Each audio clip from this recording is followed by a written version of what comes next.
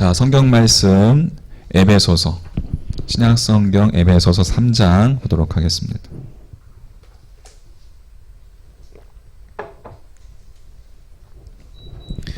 신약 성경 에베소서 3장 16절부터 19절까지,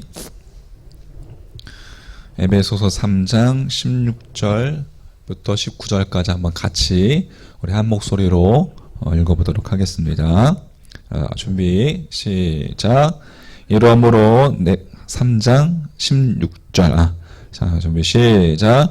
그의 영광의 풍성함을 따라 그의 성령으로 말미암아 너희 속사람을 능력으로 강건하게 하시오며 믿음으로 말미암아 그리스도께서 너희 마음에 계시게 하시옵고 너희가 사랑 가운데서 뿌리가 박히고 터가 굳어져서 능히 모든 성도와 함께 지식에 넘치는 그리스도의 사랑을 알고, 아멘. 알고 19절 그 너비와 길이와 높이와 깊이가 어떠함을 깨달아 하나님의 모든 충만하신 것으로 너에게 충만하게 하시기를 구하노라. 아멘. 네. 제가 멈춘다고 여러분들 멈추시면. 네. 자, 우리 한번 같이 인사 한번 하겠습니다. 반갑습니다. 반갑습니다. 자, 이 온라인상에서도 반갑습니다. 자, 오늘 마음의 훈련이라는 제목으로 시리즈로 한번 이렇게 언제 몇 주가 될지 모르겠지만 우리가 한번 같이 말씀을 나누면서 훈련되어지는 시간이 됐으면 좋겠습니다. 정신분석학자 칼 매닝거라는 사람은 이렇게 현대인의 병리를 이렇게 이야기했어요.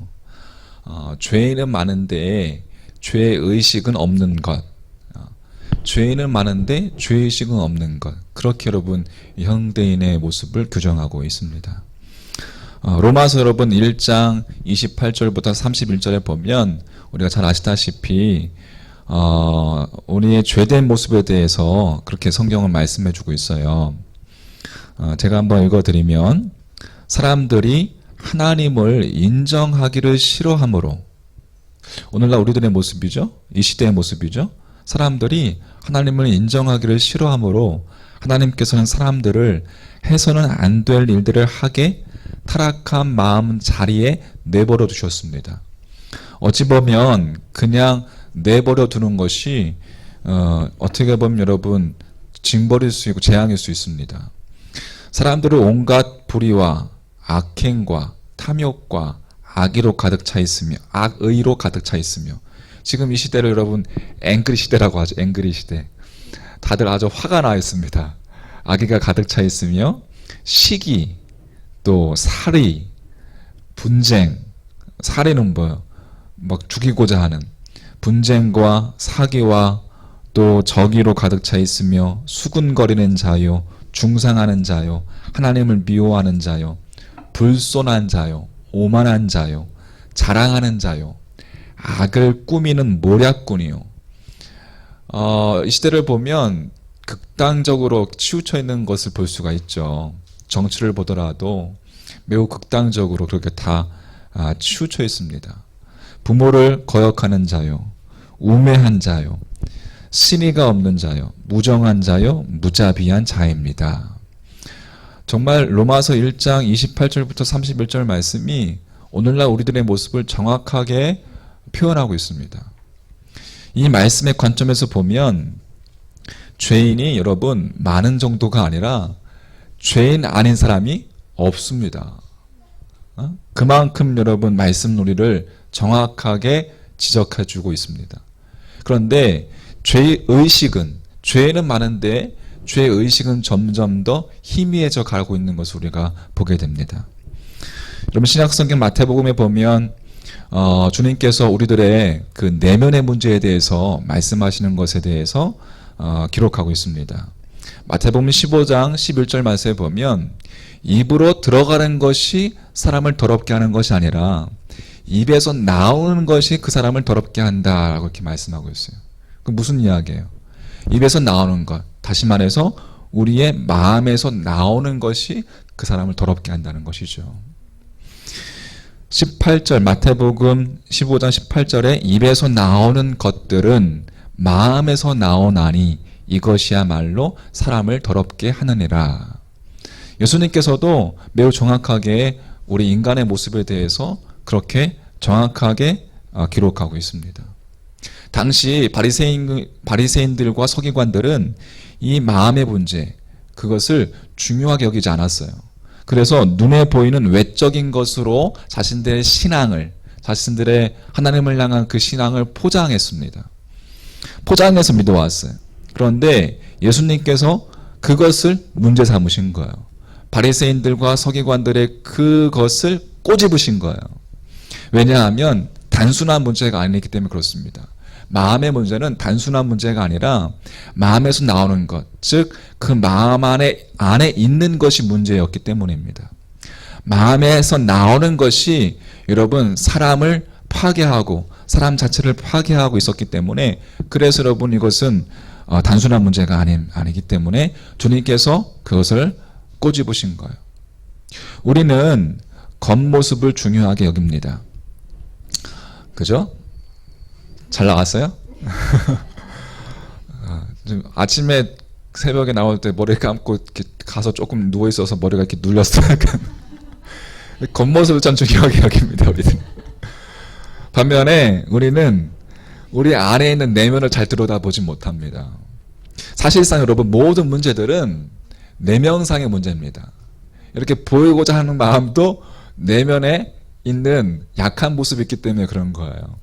내면의 문제로부터 파생되는 것을 우리가 알지만 사람들은 그 자신의 내면을, 우리의 자신의 그 마음을 잘 들여다보지 않습니다.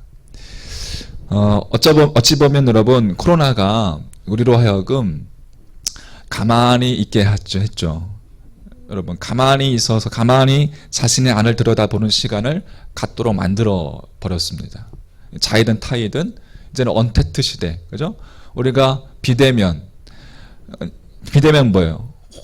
혼자 있는 시간들, 홀로 있음의 시간들이 좀 더 많아졌다는 이야기죠. 신앙도 마찬가지예요. 홀로 있음의 영성, 그것을 배워야 하는 시대가 되었습니다. 홀로 있는 시간들, 홀로 있음의 영성은 제 말입니다. 홀로 있음의 영성. 홀로 있는 시간들을 통해서 여러분 하나님을 깊이 묵상하고 하나님의 임재 가운데 여러분 우리가 거하는, 하나님의 임재 가운데 머무는 그런 영적 훈련이 필요한 시대가 되었다는 거예요. 정리하면 이제는 그렇게 홀로 있는 시간들이 더 많아졌고, 작은 소그룹, 이제 교회에서 함께 모이는 것이 많이 모이는 것이 불가능하기 때문에, 그죠? 이제는 소그룹이 더 중요하게 되었습니다. 특별히 소그룹 가운데 여러분 우리가 매일매일 얼굴을 맞대는 그룹이 어디입니까? 가장 작은 그룹, 가정. 이 가정이 여러분 더 중요하게 되었어요. 그동안도 여러분 이 시대가 가정을 중요하게 여겼지만 가정이란 그 공동체 속에서 거하는 시간들이 이제는 여러분 강제적으로 많아지게 되었습니다. 아빠들이 강제적으로 가라 하잖아요. 가라 가정으로. 이런 시대 속에서 우리는 어찌 보면 자신의 마음을 들여다보는 그 시간들이 더욱 많아지게 된 것이고 꼭 필요하게 되었습니다. 다른 말로 이야기하자면 우리가 그동안 그리 생각하지 않았던, 또 그리 깊게 중요하게 여기지 않았던 인간 존재의 중심, 인간 존재의 중심에 대한 것에 대해서 묵상하고 살피게 되었다는 거예요. 여러분 지금 세상을 보십시오. 여러분 경영하시는 분들도 CEO들도 이제는 인간 내면을 바라보기 시작합니다. 그래서 그것을 터치하면서 경영을 하게 됩니다. 그렇죠? 이제는 예전과 틀리지 않습니까? 어떻게 보면 세상이 더 빠릅니다, 여러분. 특별히 여러분 우리는 그리스도인들인데 이 그리스도인으로서 우리의 마음은 성령님이 거하시는 곳입니다. 할렐루야. 성령님이 거하시는 장소예요. 그것에 대해서 사도 바울은 이렇게 이야기합니다. 오늘 에베소서 3장 16절 17절 말씀. 그의 영광의 풍성함을 따라 그의 성령으로 말미암아 너희 속사람을 능력으로 강건하게 하시오며 성령으로 말미암아, 또 믿음으로 말미암아 그리스도께서 너희 어디에? 마음에 계시게 하시옵고, 너희가 뭐 가운데서? 사랑 가운데서 뿌리가 박히고 터가 굳어지길 소망한다는 뜻이죠. 자, 이 16절의 속사람을 영어 성경으로는 inner being이라고 합니다.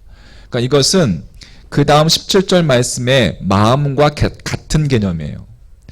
기독교 진리의 위대한 가운데 하나는 하나님의 아들이신 예수 그리스도가 죄인들을 구원하시기 위해서 이 땅에 오셨고, 성부 하나님께서 우리와 영원히 그렇게 십자가 사역을, 구원 사역을 이루시고 부활 승천하시고 성령님을 보내주셨죠. 그래서 성령님께서 우리와 함께 하시는 성령을 보내주셨다는 거예요.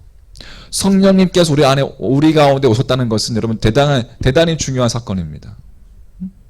성령님께서 우리 안에 오시지 않았다면 우리는 주님을 알 수 있는 방법이 없을지도 모르겠습니다. 예수 믿고 구원받았다고 해서 누구나가 다 하나님이 원하시는 삶을 살지는 않죠. 우리는 이 우리가 믿었어요. 예수 믿고 이제 구원받았어. 그러면 거기서만 그치는 것이 아니라 이제는 성화의 단계를 거쳐가야 합니다. 즉 다시 말해서 쉬운 말로 믿음의 성숙을 이루어 나가야 한다는 거예요. 그런데 그 같은 성화의 과정 속에서, 믿음의 성숙의 과정 속에서 성령님께서 하시는 것은 우리 곁에 찾아오셔서 우리를 도우신다는 거예요. 우리는 여러분 성숙해져야 합니다. 성화의 과정이 꼭 필요합니다. 여러분 아기일 때는 다 엄마가 먹여주고 입혀주고 오줌통 갈아주고 하지만, 그죠? 그 아이가 커서 초등학교 들어가고 중학생이 되고 고등학생이 되었는데도 불구하고 엄마가 다 입혀주고 먹여주고 오줌통 갈아준다면 그 문제가 있는 거잖아요. 우리의 모습 또한 성장하는 것처럼 우리의 믿음 또한 성숙되어져 가야 된다는 거예요. 그런 과정의 시간들이 여러분 필요합니다. 우리는 오랜 시간 동안 그 과정의 시간들을 무시하고 살았어요. 그래서 오늘날 우리 한국교회 어떻게 보면 나타나는 많은 문제들이 그 과정의 시간들을, 성화의 시간들을 무시했기 때문에, 훈련되어지지 않았기 때문이라고 생각합니다. 우리가 뿌린 씨들이 있습니다. 아무튼 어찌됐건 우리가 오랜 시간 동안 믿어왔어요. 이제 믿어오면서 이 믿음의 시간들을, 성화의 과정과 시간들을 훈련되어지는 것들이 이제는 우리가 필요하다라는 것이죠. 그래서 여러분 오랜 시간 동안 지금 이제 새벽기도를 통해서 제가 묵상하고 있는 요한복음을 묵상하고 있습니다. 요한복음 참 여러분 정말 깊은 하나님의 은혜가 그 속에, 그 가운데 있는 하나님의 말씀입니다. 저는 아깝습니다. 그래서 조금씩 하고 있습니다. 한 장 다 한 번에 안 해요. 한 절씩 묵상하면서 은혜를 나누고 있습니다. 말씀이 너무 달콤합니다. 요한복음 13장부터 17장까지 13, 14, 15, 16장, 17장까지의 가르침은 예수님께서 제자들에게 마지막으로 어떻게 보면 하신 마지막 가르침입니다. 근데 그 시간, 그 13장부터 17장까지 지금 한 달 이상 하고 있는 것 같아요. 마지막 요한과 같은 말씀이에요. 그 가운데서 요한복음 15장을 보면 여러분 포도나무의 비유에 대해서 나옵니다. 포도나무의 비유를 통해서 예수님께서 우리에게 하시고자 하는 말씀은 서로 사랑할 것을 강조하셨습니다.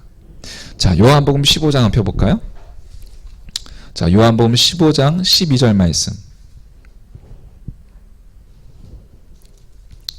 같이 한번 읽어볼게요. 요한복음 15장 12절 말씀, 우리 한번 혹시 그 온라인으로 보시고 계시는 분들도 성경책을 한번 펴보십시오. 요한복음 15장 12절 말씀 같이 시작.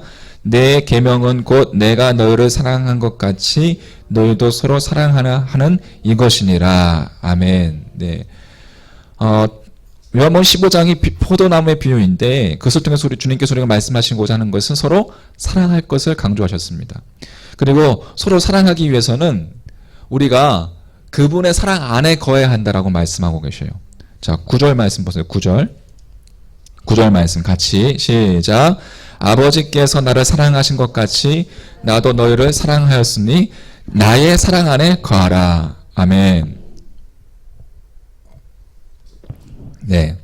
거하다. 여기서 거하다가 의미하는 헬라어 동사는 메노인데, 이 메노와 같은 어근을 가진 동사가 17절에 보면 나와 있습니다. 17절에,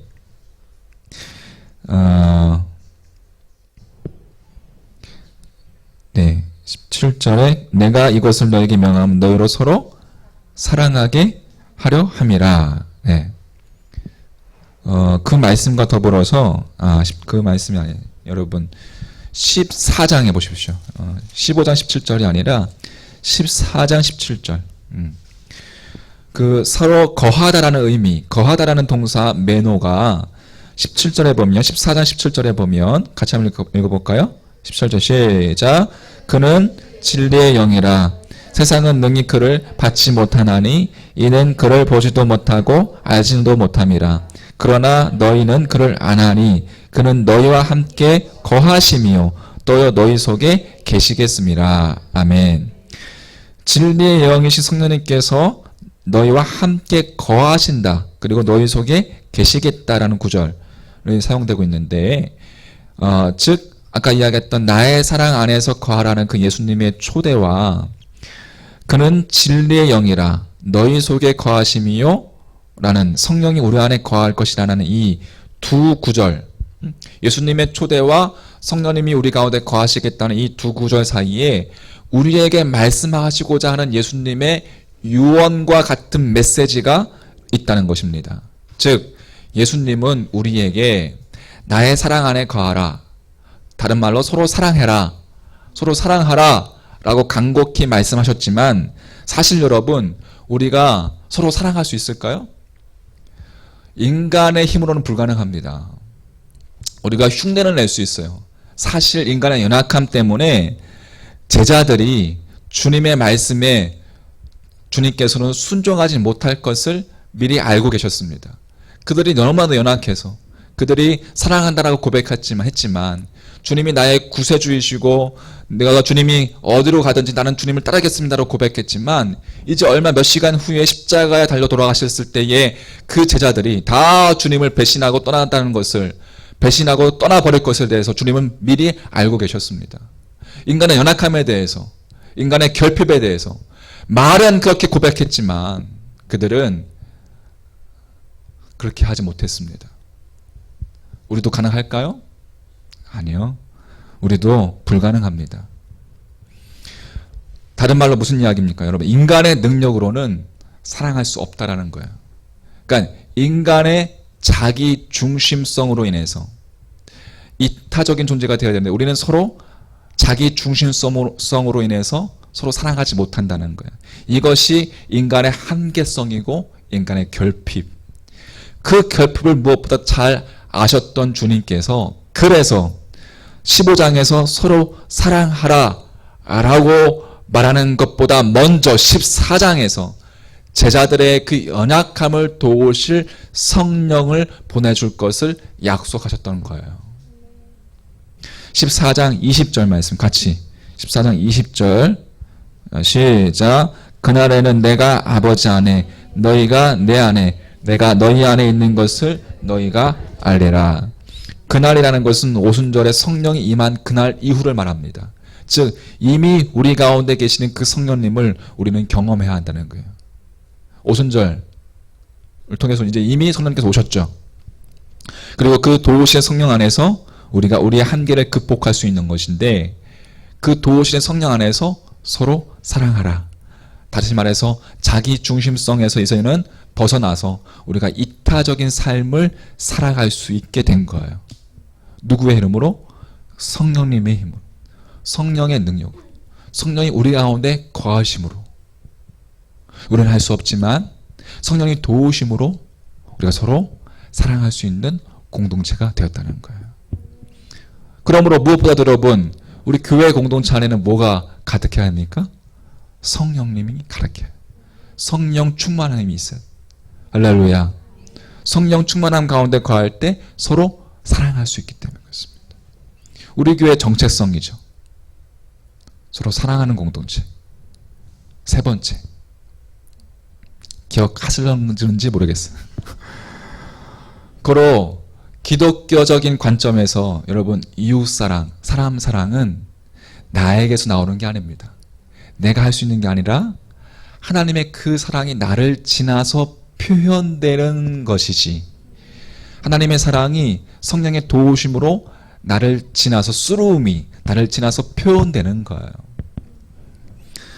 내 힘으로 사랑할 수 없지만 그러므로 주님 주신 사랑으로 사랑할 수 있는 거예요. 주님 주신 사랑으로. 그래서 우리가 사랑합니다, 축복합니다라는 그 고백은 주님의 사랑으로 사랑합니다, 주님의 사랑으로 축복합니다라는 것의 준말인 거예요. 할렐루야. 다른 사람, 주님의 사랑으로 사랑합니다, 주님의 사랑으로 축복합니다. 성령님이 우리 마음에 임하셨기에 가능한 일인 거예요. 그러니까 성령님이 오신 것이 대단히 중요한 거죠. 성령의 그러면 첫 열매가 뭐예요? 성령의 첫 열매가 바로 사랑의 열매인 거예요. 할렐루야. 자, 이렇게 우리는 마음을 들여다 보아야 하고, 특별히 그리스도인의 마음은 성령님이 거하시는 곳이고, 성령님은 우리가 서로 사랑할 수 있도록 우리를 도우시는 분이시고, 그 성령님의 열매가, 첫 열매가 바로 사랑의 열매다라는 것. 사랑의 열매를 맺게끔 도우시는 분이 성령님이시다라는 것이죠. 앞에서 이야기한 것을 기초로 해서 그렇다면 영성이라는 것은 마음을 훈련하는 것이고, 훈련한다는 것은 성령을 통한 하나님의 임재를 갈망하는 거예요. 그게 훈련이에요. 마음을 훈련하는 것을 다른 말로 이야기하자면 마음 가운데 하나님의 닻을 내리는 거예요. 수도사를 가리켜서 닻을 내리는 사람이라는 의미를 가지고 있어요. 수도사.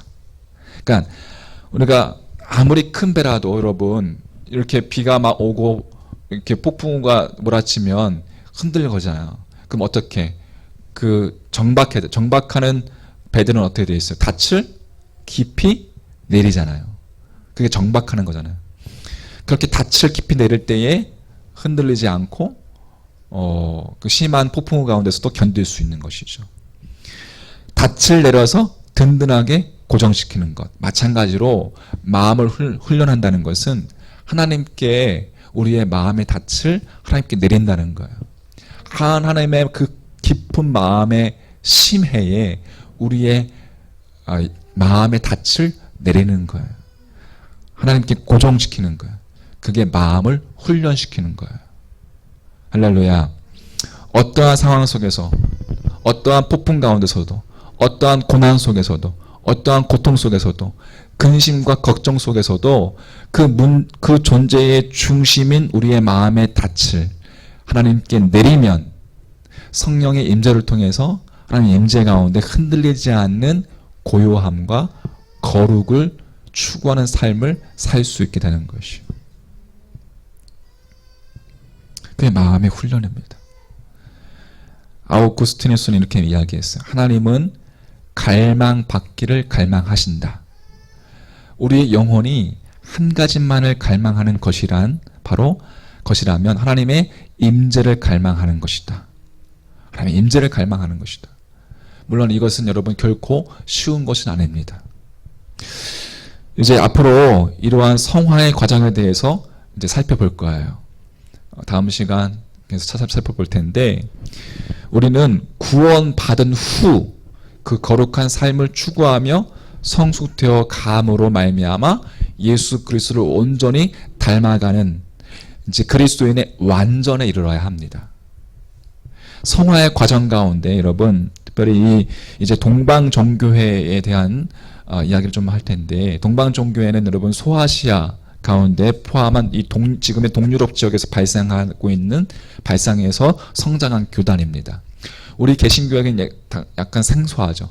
왜냐하면 우리 개신교는 서유럽에서 파생되어진, 동유럽과 서유럽이 이제 나누어지면서 동방 종교회와 서방 카톨릭이 나누어지면서 1054년 서방 교회인 카톨릭 교회와 분열된 이후에 우리에게는 서방 교회가 더 익숙합니다. 카톨릭 교회를 지나면서 1500년도에 그 종교 개혁을 통해서 개신교가 이제 탄생하게 되잖아요.